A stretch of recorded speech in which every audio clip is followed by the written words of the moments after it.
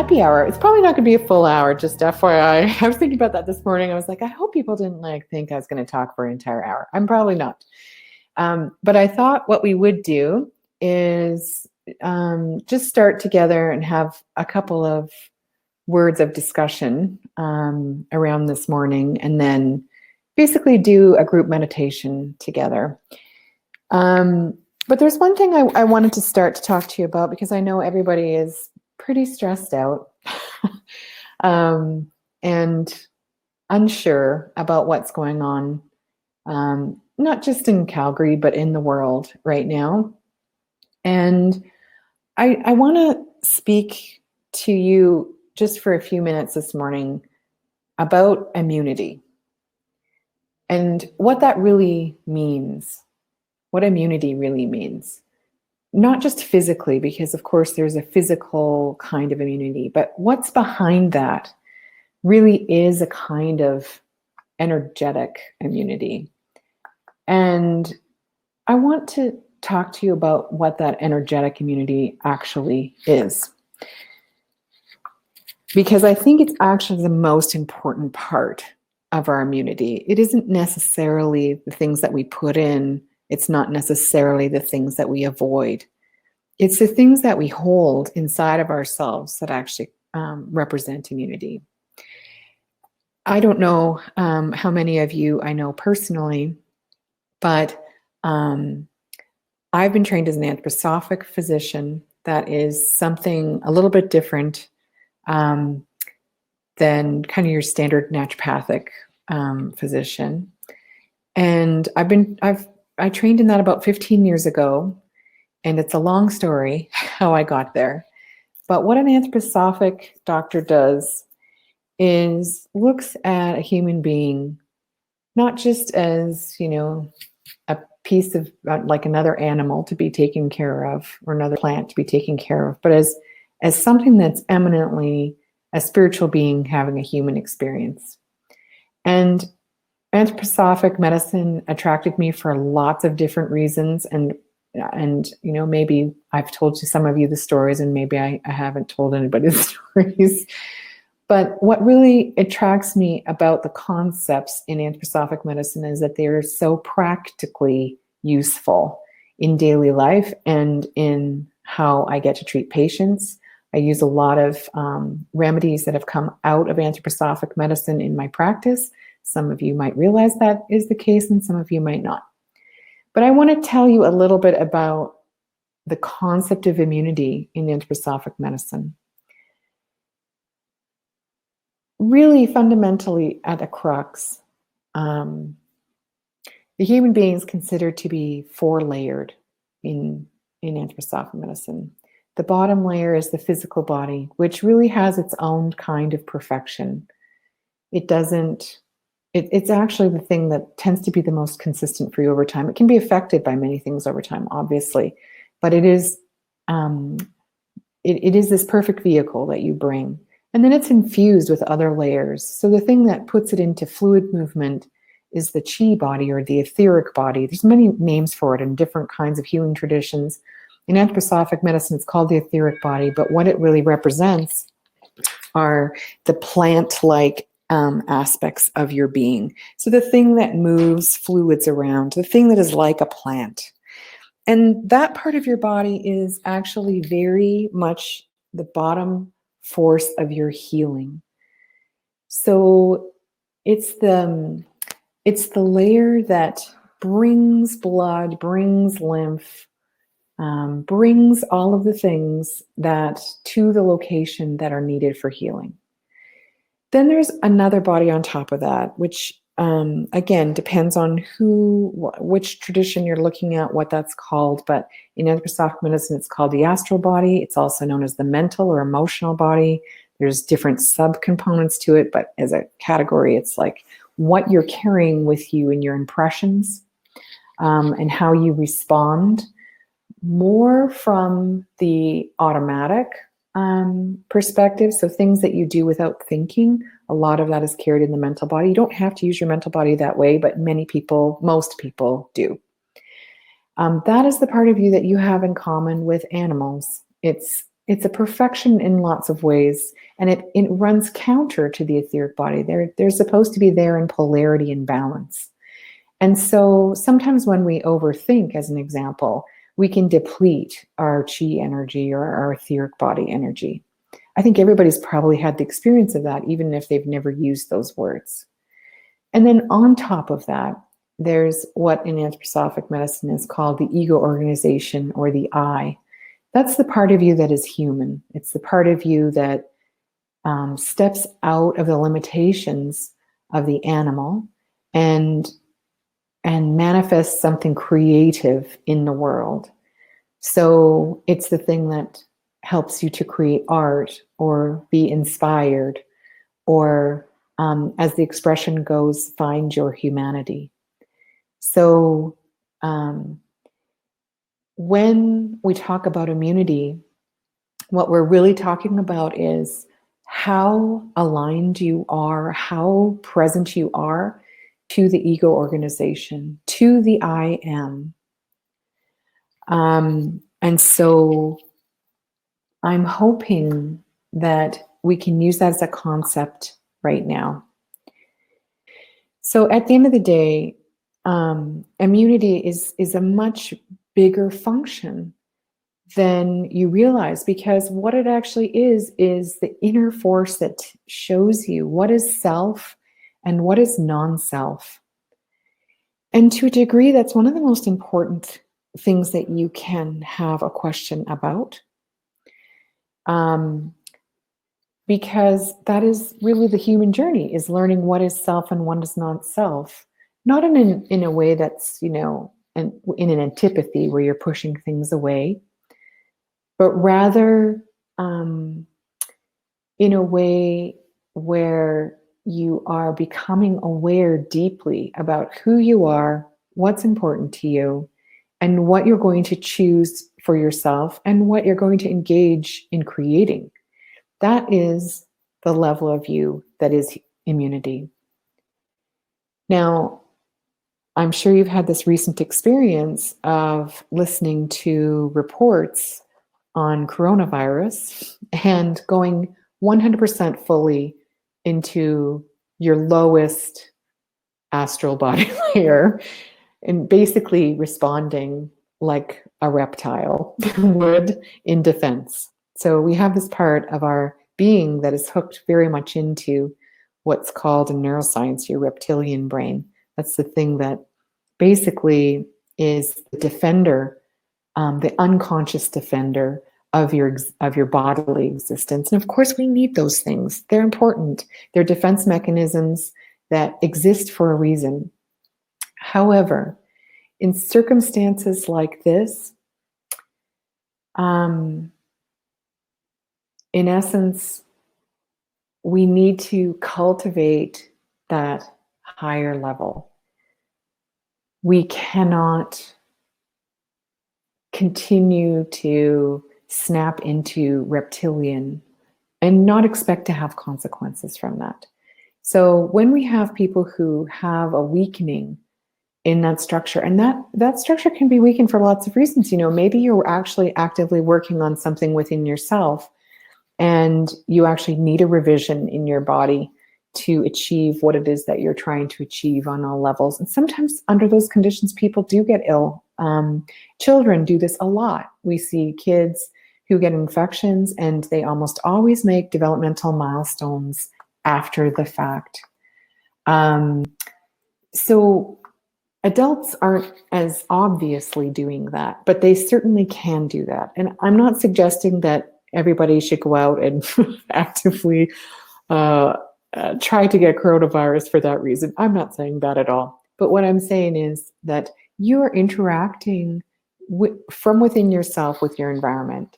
And it's really important that the part of you that interacts is the human and not the animal.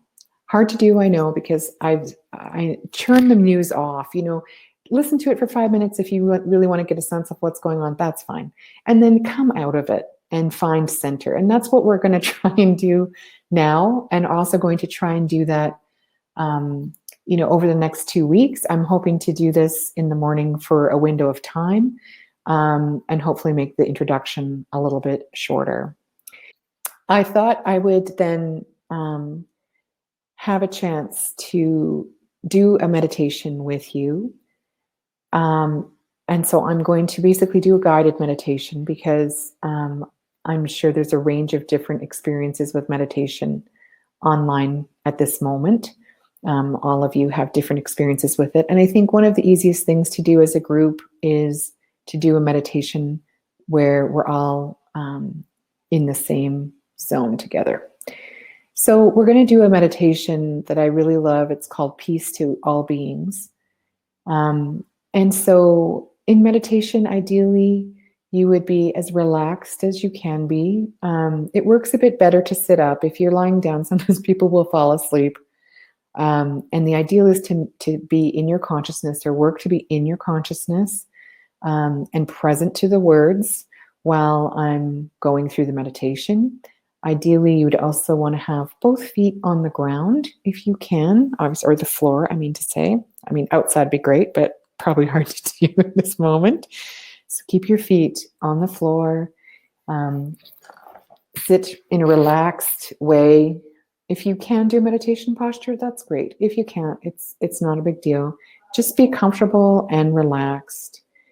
And then what we'll do is we'll just guide you through. After we're done this meditation, I'm also going to read, while we just kind of keep and hold the silence, I'm going to read a poem for you that you can carry into the rest of your day. And then we'll say goodbye to each other, and then we'll see you again tomorrow morning. Settle into your posture. And just, if you like, just relax a little bit. Feel your feet on the floor. Feel your back against the back of a chair. Just let go of any tension, any stresses in your body. If you feel something tight, just let it relax. Let go of anything that feels tight or uncomfortable. Each out-breath, a letting go. A letting go into the thought and feeling of peace. Peace, not as a word or a concept, but what is the energy of peace? A breath in, and each out-breath, a letting go. A letting go into the energy of peace. Underneath the sounds, underneath the sensations, underneath everything that's being experienced, feel for the energy of peace. Each out-breath, a letting go. Now imagine, visualize a transparent, pale blue light. Blue like the sky without any clouds. And as the breath leaves the body, each out-breath, that transparent, pale blue light forms itself into a bubble or a globe surrounding the physical body. Radiant, transparent, pale blue energy as a bubble or globe filled with the energy of peace surrounding you.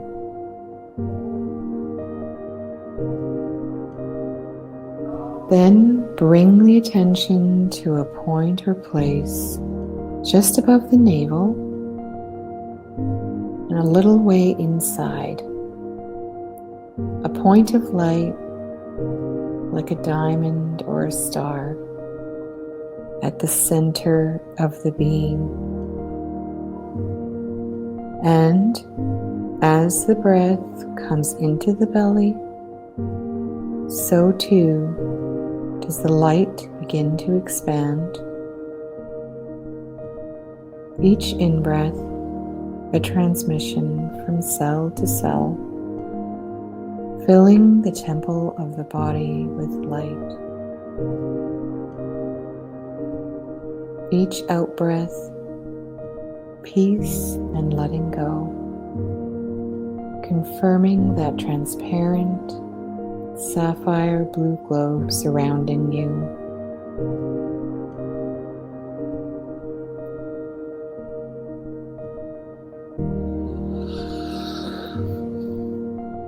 A breath in, the light expanding, filling the temple of the body with light. Each out breath, peace and letting go. The transparent sapphire blue globe surrounding you.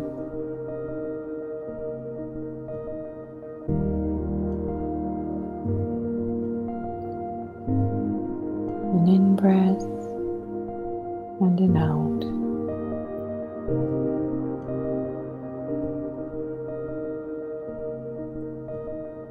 Each out-breath, a letting go.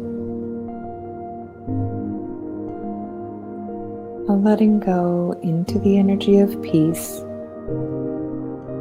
and the transparent pale blue sphere surrounding your physical body.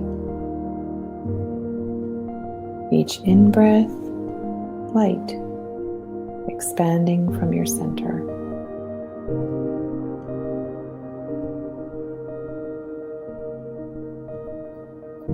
Peace to all the beings that we have been in the past. Imagine the energy of peace flowing backwards through time, like a ripple or a wave upon the timeline.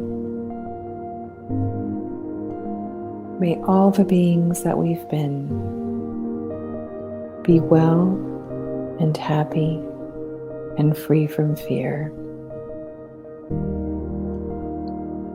Peace to each being within each being here and to all those with whom we are connected,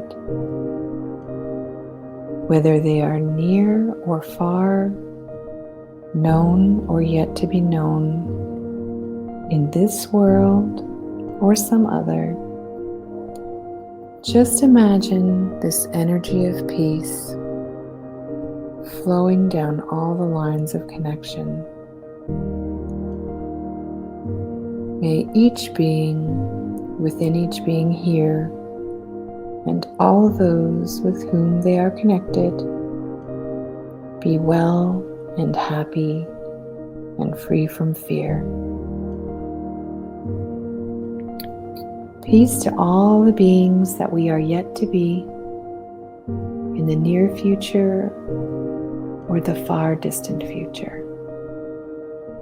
Just imagine this blue energy of peace flowing forwards through time as an anonymous gift from who you are now to who you are yet to be.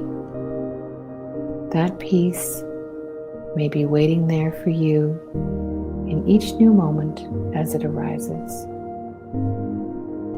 May all the beings that we are yet to be well and happy and free from fear. Peace to all beings within or beyond the imagination, in the world of ideas or the world of dreams. May all beings, real or imaginary, be well and happy and free from fear. Peace to all beings, from the smallest cell to the largest galaxy in space. May all beings of whatever size or shape be well and happy and free from fear. with the knowledge that the transparent, pale blue sphere of perfect protection surrounds you, and the light from the star at the center of the being glows a little brighter.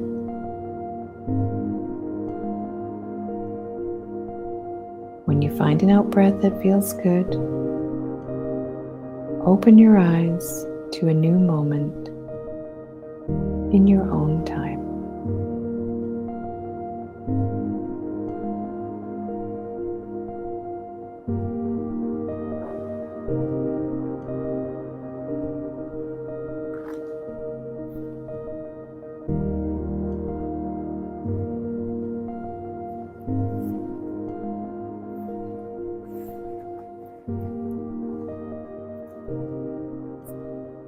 And now I'm going to read from Prayers for Healing, blessings, poems, and meditations from around the world. This is a poem by Hagen Hasselbalch.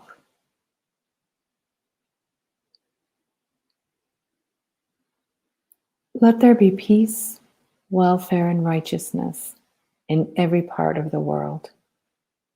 Let confidence and friendship prevail for the good of East and West, for the good of the needy South, for the good of all humanity.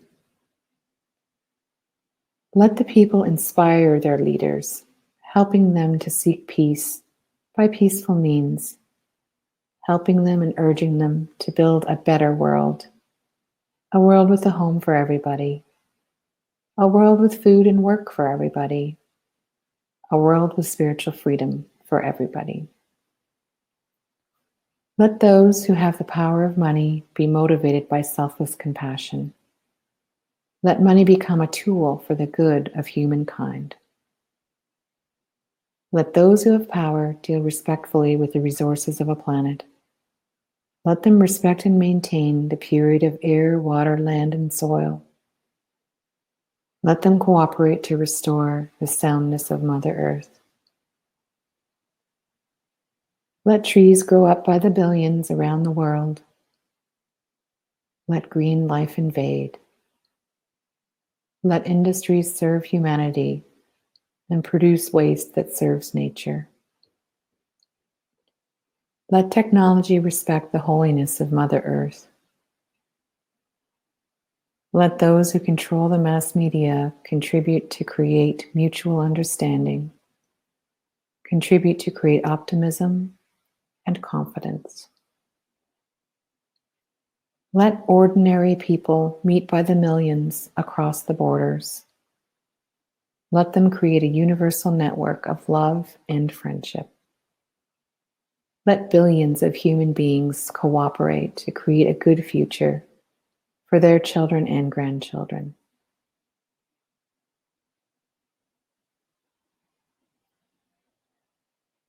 Let us survive in peace and harmony with Mother Earth. So, as we go on to our day,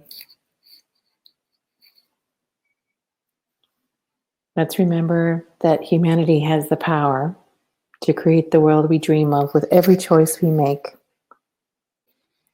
I hope that started your day right, and I will see you all tomorrow.